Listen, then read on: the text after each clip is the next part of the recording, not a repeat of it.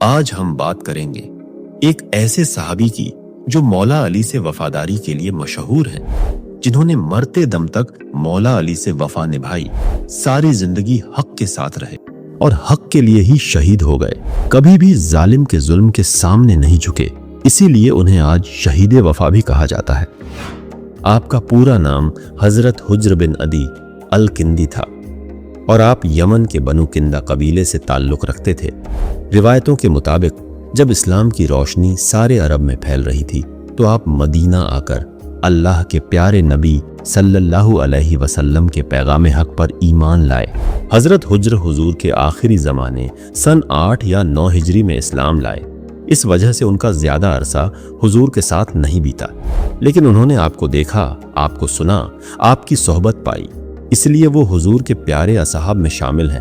آپ بے حد تقویٰ ترین، بہادر اور عبادت گزار تھے، اسی لیے پیارے نبی آپ کو حجر الخیر لقب سے یاد فرمایا کرتے تھے۔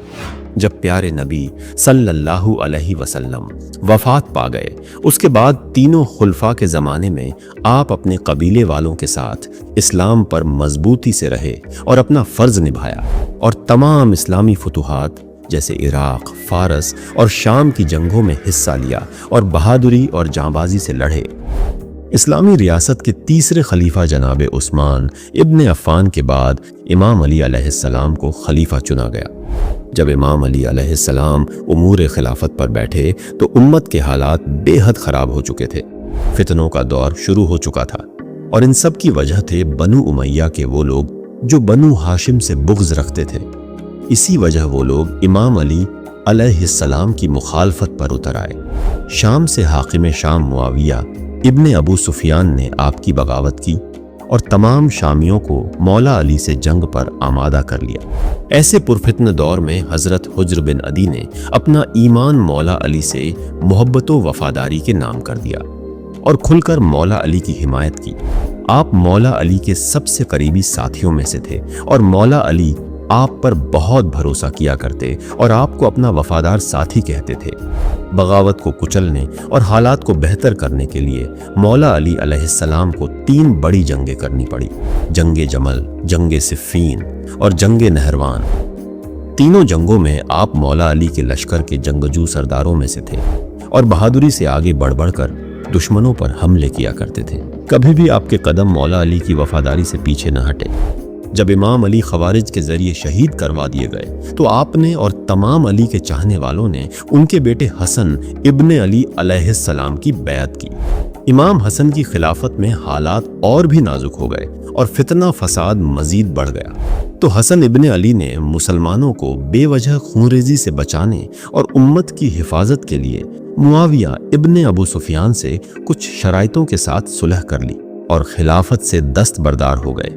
حالانکہ بعد میں صلح کی کسی بھی شرط پر عمل نہیں کیا گیا۔ چنانچہ بنو امیہ کی حکومت کا زمانہ آیا۔